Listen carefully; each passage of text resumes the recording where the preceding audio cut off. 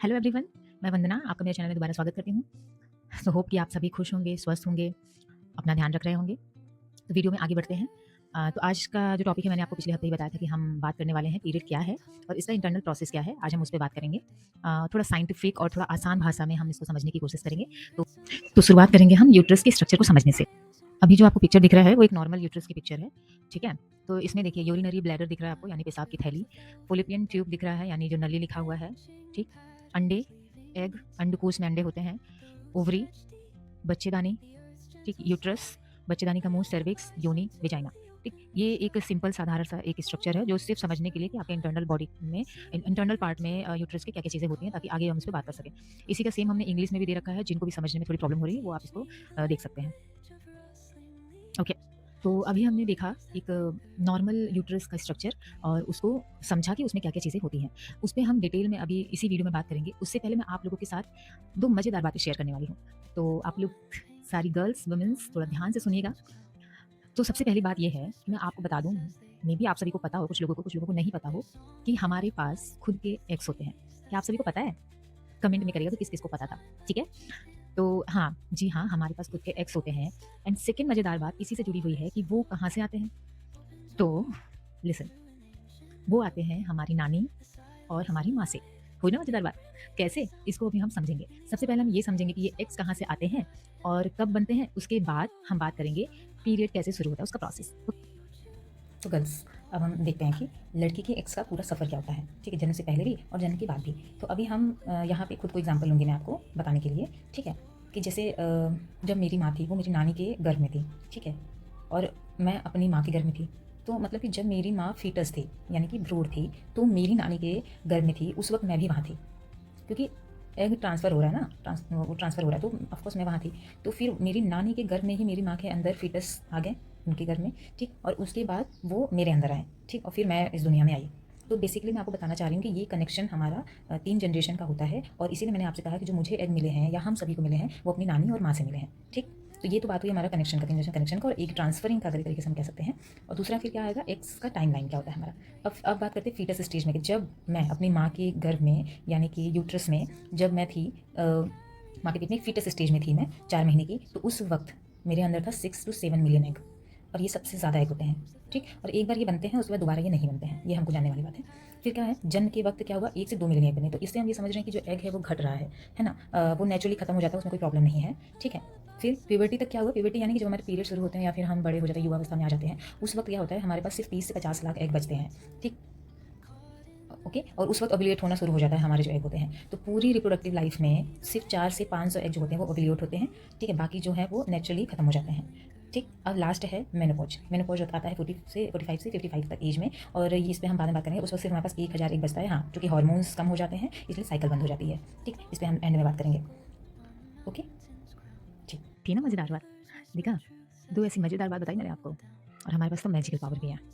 क्यों? नानी के पेट से ट्रैवल करते यहाँ तक आ गए। सो हँसी मज़ाक की बात अलग। तो सेकंड हमारा ये था कि अभी हमें ये जानना है कि पीरियड का प्रोसेस क्या होता है, इंटरनल प्रोसेस क्या होता है। तो आगे हम उसके बारे में जानते हैं। तो यहाँ पे 6 स्टेप हैं कि पीरियड शुरू कैसे होता है, उसका नेचुरल प्रोसेस क्या होता है, उसके बारे में हम बात करेंगे। जैसे यूट्रस, ठीक? स्टेप 1 लाइनिंग, ओव्यूलेशन, मेहमान नहीं आया, ठीक? मेहमान नहीं आया का मतलब है कि स्पर्म नहीं मिला। Step 5 period, step 6 new cycle, ठीक है? तो 1 बाय 1 हम इस पे बात करेंगे।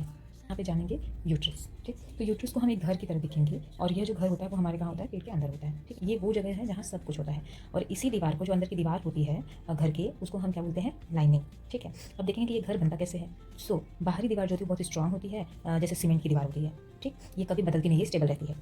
फिर क्या है, मसल लेयर, ये स्क्वीज कर सकते हैं इसको, ठीक? मतलब इसको निचोड़ सकते हैं, इसको इसका मतलब निचोड़ सकते हैं, जैसे नींबू को निचोड़ते हैं, ठीक? रबर बॉल की तरह होती है ये, ठीक है? और यहीं से क्रैम्प आते हैं।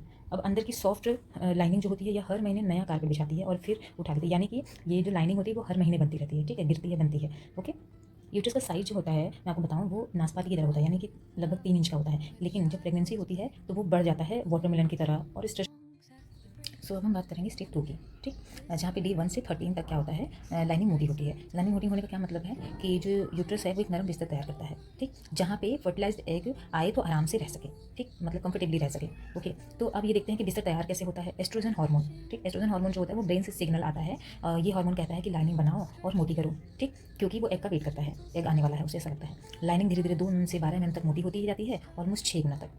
इस लाइनिंग में बहुत सारी छोटी ब्लड वेसल्स बनती हैं ताकि एग को खाना मिलता रहे। बेसिकली कि जो लाइनिंग मोटी होती है वो ब्लड वेसल से ही बनती है। सो स्टेप 3 की बात करेंगे, जहाँ पे डे 14 में ओव्यूलेशन होता है, ठीक। अब ओव्यूलेशन को ऐसा सोचेंगे कि ओवरी एक रॉकेट लॉन्च स्टेशन है। दिन 14 जो होता है उसके आसपास एक एक रॉकेट की तरह बाहर निकलता है और फेलोपियन ट्यूब में सफ़र करता है यूट्रस की तरफ, ठीक। ये पूरा सफ़र 3-4 दिन का होता है। अब क्या होता है इसमें एग्जैक्टली ये देखते हैं। ब्रेन से LH हार्मोन का एक बड़ा सिग्नल आता है, एक लॉन्च मतलब कमांड दे रहा है। ओवरी में एक छोटा पाउच फॉलिकल फूटता है और एग बाहर आ जाता है, ठीक। एक फेलोपियन ट्यूब से ट्रैवल करता है, बिल्कुल एक छोटी नली से गुजरने की तरह। जो फेलोपियन ट्यूब होती है वो एक छोटी नली की तरह होती है, जैसा आपने पिक्चर में देखा है पहले, ठीक। यह एक सिर्फ 12 से 24 घंटे जिंदा रहता है। अगर इस टाइम में स्पर्म नहीं मिला तो एग खत्म हो जाता है, फिर पीरियड स्टार्ट होने की तैयारी होती है।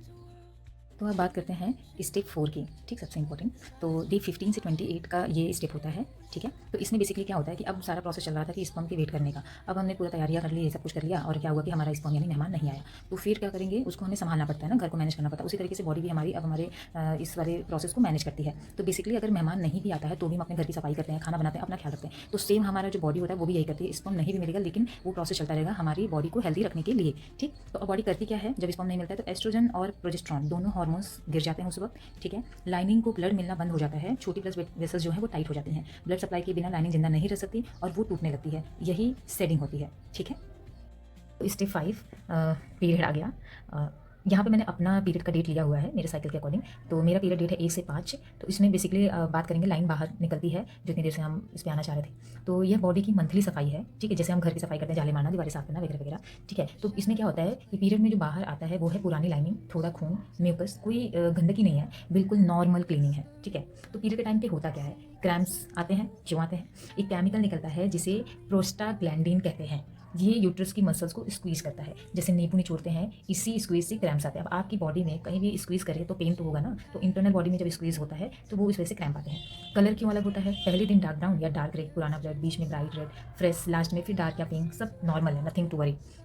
अब देखते हैं कितने दिन का पीरियड होता है। जैसे मैंने अभी आपको शुरू में बताया, अभी भी बताती हूँ कि 3 से 7 दिन नॉर्मल है, हर किसी का अलग अलग होता है। जैसे 1 से 3 दिन किसी का होता है, 1 से 5 दिन, 1 से 7 दिन, ये 3 टाइप के पीरियड साइकिल होते हैं, ठीक है। और ये पूरा साइकिल जो है 21 से 35 दिन का होता है, ठीक है। अब इसमें एक्चुअली कितना खून निकलता है, देखिए इसमें 2 से 6 टेबल स्पून जो है वो लमसम खून निकलता है। लेकिन चूंकि हम पैड यूज़ करते हैं, टैपोन यूज़ करते हैं, ठीक है, मेंस्ट्रुअल कप यूज़ करते हैं, इसलिए हमें थोड़ा ज़्यादा लगता है। और उसमें म्यूकस भी होता है, टिश्यू भी होता है, इसलिए हमें वो ज़्यादा लगता है। ओके, नया साइकिल शुरू, फिर से पीरियड खत्म, एंड पीरियड खत्म होते ही बॉडी फिर से नया घर बनाना शुरू करती है। लाइनिंग का एक छोटा हिस्सा बेसिलिस लेयर कभी नहीं जाता, यहीं से नई लाइनिंग बार बार बनती है।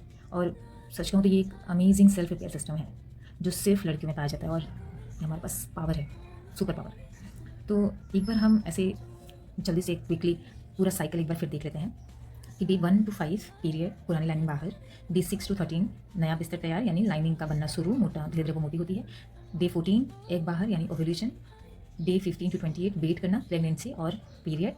डे 28 अगर प्रेगनेंसी नहीं तो पीरियड फिर आएगा, ठीक। और ये कोई बीमारी नहीं है, ये तुम्हारी बॉडी का सुपर पावर है सच में। एक amazing self cleaning process, rebuilding system हर महीने काम करता है बिना रुके। वीडियो काफ़ी लंबा हो गया, लेकिन क्या कर सकते हैं। अभी ये और लंबा होता, लेकिन मैंने इसको बहुत काट-छाँट करके छोटा किया है, ताकि आपको ईज़ी भाषा में और जल्दी समझा सकूँ। कि लोगों को रश बहुत रहता है, लोग टिकना नहीं चाहते, रुकना नहीं चाहते, चाहे उनके लिए कितनी भी नॉलेज की चीज़ लाओ, नहीं रुकना चाहते। इवन मैं खुद की भी बात करूँ तो बहुत कम चीज़ों में इंटरेस्ट होता है, हम उसी के लिए रुकते हैं, बाकी चीज़ों के लिए नहीं रुकते। हाँ, लेकिन मेरे हेल्थ से रिलेटेड जो चीज़ होता है उसके लिए मैं हमेशा रुकती हूँ और सुनती हूँ। तो आज के लिए बस इतना ही, and thank you so much आप सभी के प्यार के लिए, और आपको इतना पेशेंटली मुझे सुनने के लिए बहुत-बहुत धन्यवाद। Bye, take care.